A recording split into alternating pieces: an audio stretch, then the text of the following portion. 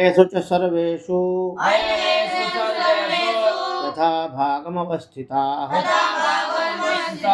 भीष्ममेवाभिरक्षन्तु भवन्तः सर्व एव हि तस्य संजयनयन् हरसम्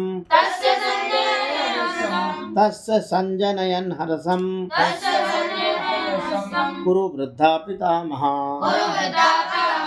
सिंहनादं विनद्योच्चैः शङ्खं दद्मौ प्रतापवान् ततः शङ्खाश्च भैर्यश्च प्रणवानकगोमुखाः सहसैवाभ्यहन्यन्त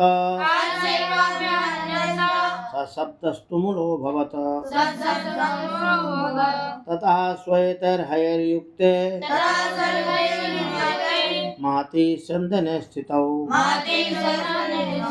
माधवा पाण्डवाश्चैव दिव्यौ शङ्खौ पदद्मतुः पाञ्चजन्यं ऋषिकेश देवदत्तं धनञ्जयः पाञ्चजन्यं ऋषिकेशो देवदत्तं धनञ्जयः पौण्ड्रं ददमौ महाशङ्खं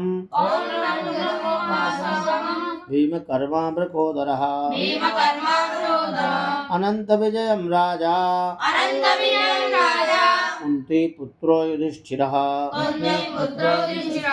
नकुलः सहदेवश्च सुघोषमणिपुष्पकौ